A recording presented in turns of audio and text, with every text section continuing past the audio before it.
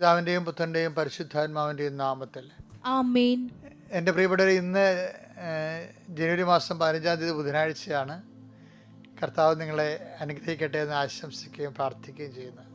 നമുക്ക് ഒരുമിച്ച് പ്രഭാതത്തിലെ പ്രാർത്ഥന ആരംഭിക്കാം. അമ്മേ പരിശുദ്ധ അമ്മേ, അമ്മേ പരിശുദ്ധ ദൈവമാതാവേ, അങ്ങ് കൃപാസനത്തിൽ പ്രത്യക്ഷപ്പെട്ട് വരാൻ പോകുന്ന മഹാദുരന്തത്തിൽ നിന്ന് രക്ഷപ്പെടാനും എല്ലാവർക്കും വേണ്ടി പ്രാർത്ഥിക്കുവാനും ആവശ്യപ്പെട്ടിട്ട് 20 വർഷം തികയുന്ന ഈ വേളയിൽ കൃപാസനത്തിലൂടെ ഞങ്ങൾക്കും ഈ ദേശത്തിനും അങ്ങ് മധ്യസ്ഥം തേടി തന്ന എല്ലാ അനുഗ്രഹങ്ങൾക്കും കൃപകൾക്കും ഞങ്ങളിപ്പോൾ ഹൃദയം നിറഞ്ഞ നന്ദി പറയുന്നു.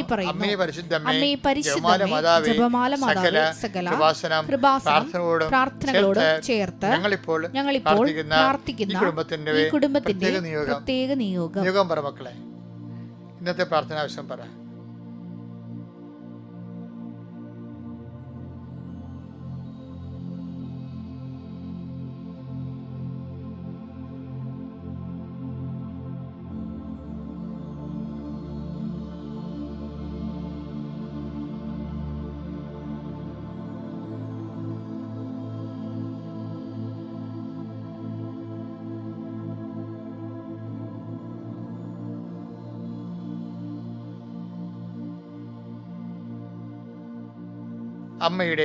അമ്മയുടെ പ്രത്യക്ഷീകരണത്തിന്റെ ഈ ദ്വാദശക വേളയിൽ ഞങ്ങൾക്ക് സാധിച്ചു തരുവാൻ കനിയേണമേ. വിശ്വാസ പ്രമാണം. സർവശക്തനായ പിതാവും ആകാശത്തിന്റെയും ഭൂമിയുടെയും സൃഷ്ടാവുമായ ദൈവത്തിൽ ഞാൻ വിശ്വസിക്കുന്നു. അവിടുത്തെ ഏകപുത്രനും ഞങ്ങളുടെ കർത്താവുമായ ഈശോമിശിഹായിലും ഞാൻ വിശ്വസിക്കുന്നു. ഈ പുത്രൻ പരിശുദ്ധാത്മാവിനാൽ ഗർഭസ്ഥനായി കന്യകാമറിയത്തിൽ നിന്ന് പിറന്ന് പൊന്തിയോസ് പീലാത്തോസിന്റെ കാലത്ത് പീഡകൾ സഹിച്ച് കുരിശിൽ തറയ്ക്കപ്പെട്ട് മരിച്ച് അടക്കപ്പെട്ട് പാതാളങ്ങളിൽ ഇറങ്ങി മരിച്ചവരുടെ ഇടയിൽ നിന്ന് 3-ാം നാൾ ഉയർത്ത് സ്വർഗത്തിലേക്ക് എഴുന്നള്ളി സർവശക്തിയുള്ള പിതാവായ ദൈവത്തിന്റെ വലതുഭാഗത്തിരിക്കുന്നു. അവിടെ നിന്ന് ജീവിക്കുന്നവരെയും മരിച്ചവരെയും വിധിക്കുവാൻ വരുമെന്നും ഞാൻ വിശ്വസിക്കുന്നു. പരിശുദ്ധാത്മാവിലും ഞാൻ വിശ്വസിക്കുന്നു. വിശുദ്ധ കത്തോലിക്കാ സഭയിലും പുണ്യവാന്മാരുടെ ഐക്യത്തിലും പാപങ്ങളുടെ മോചനത്തിലും ശരീരത്തിന്റെ ഉയർപ്പിലും നിത്യമായ ജീവിതത്തിലും ഞാൻ വിശ്വസിക്കുന്നു. ആമേൻ. സ്വർഗ്ഗസ്ഥനായ ഞങ്ങളുടെ പിതാവേ, അങ്ങയുടെ നാമം പൂജിതമാകണമേ. അങ്ങയുടെ രാജ്യം വരണമേ.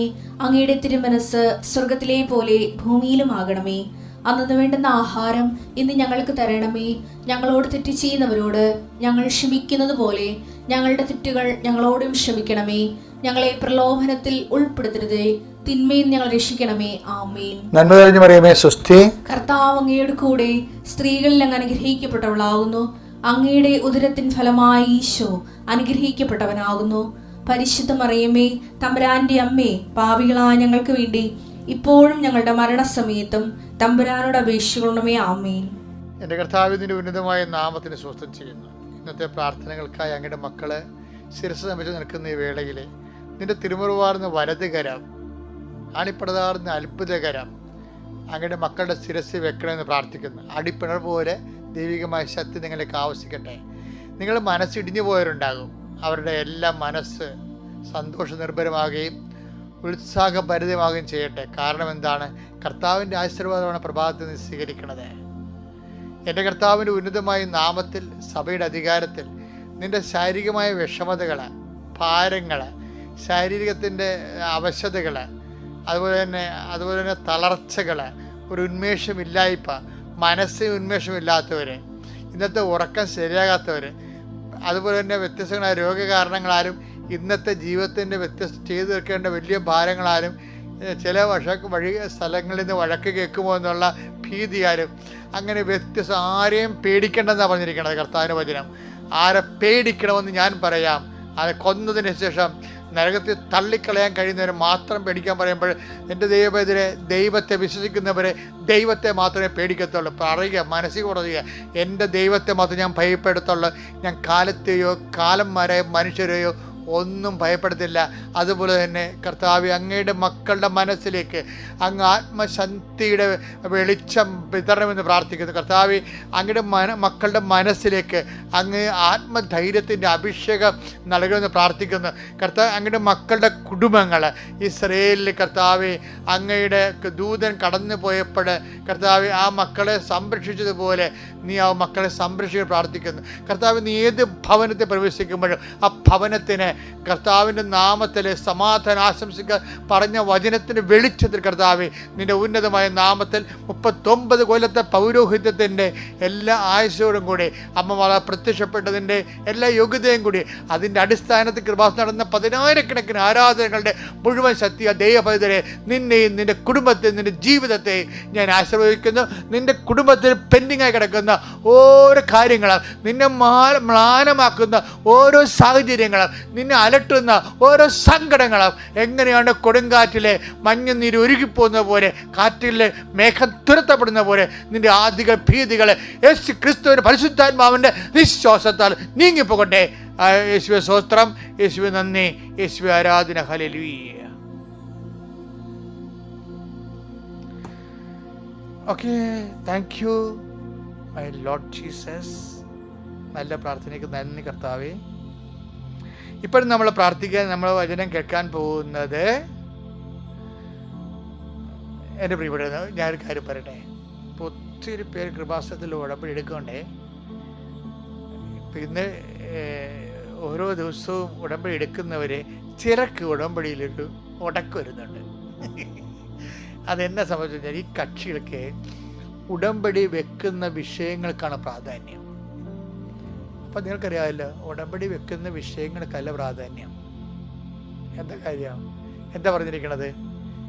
നിങ്ങളെ ഇപ്പം തന്നെ മത്തായിയുടെ സുവിശേഷം 6:8 വായിച്ചേ. നിങ്ങൾ ചോദിക്കുന്നതിന് മുമ്പ് തന്നെ.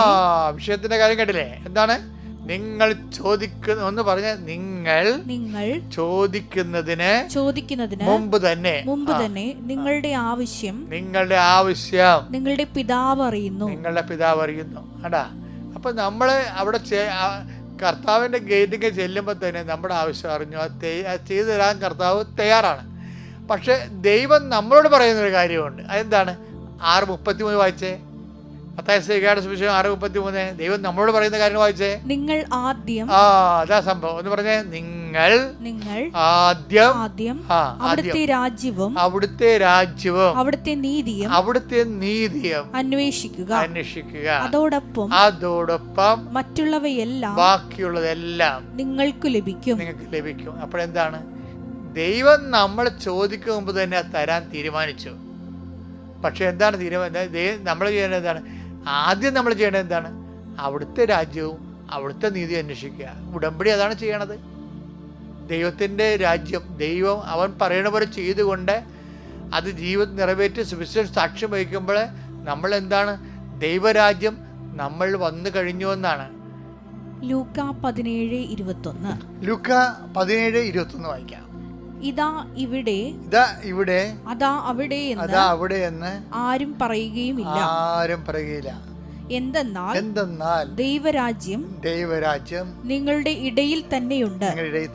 എന്ത് സംഭവം അറിയാവോ? അതായത് നമ്മൾ ആദ്യം ദൈവരാജ്യം, ദൈവത്തിന്റെ വചനങ്ങൾ പാലിച്ചു കഴിഞ്ഞാൽ, ഇപ്പൊ ചിലർ പറയും കർത്താവ് ഒരു അടയാളം കാണിക്കട്ടെ, എന്നിട്ട് ഞാൻ ബാക്കിയുള്ള ഉടമ്പടിയുടെ മറ്റു കാര്യങ്ങൾ ചെയ്യാം.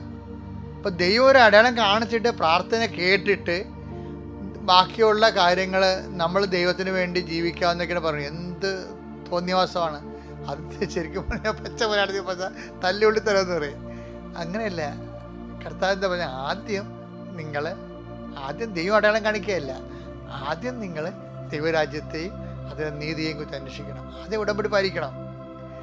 അപ്പോഴാണ് ബാക്കിയുള്ളത് ഇൻറ്റൻഷൻസ്, നമ്മുടെ നിയോഗങ്ങൾ ചേർത്ത് നൽകണം. അപ്പോൾ നിങ്ങൾ ഇന്നൊരു തീരുമാനം എടുക്കുക. എന്താണ്?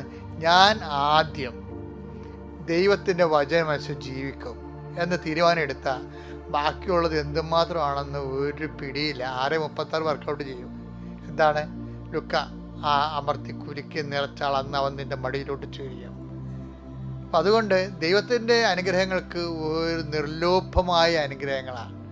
അതുകൊണ്ട് തന്നെ നമ്മൾ നിർലോഭമായി കർത്താവിൻ്റെ വചനങ്ങൾ പാലിക്കാൻ നിങ്ങളെ ദൈവം സഹായിക്കട്ടെ. പിതാവിൻ്റെയും പുത്രൻ്റെയും പരിശുദ്ധാത്മാവിൻ്റെ നാമത്തിലാവേ.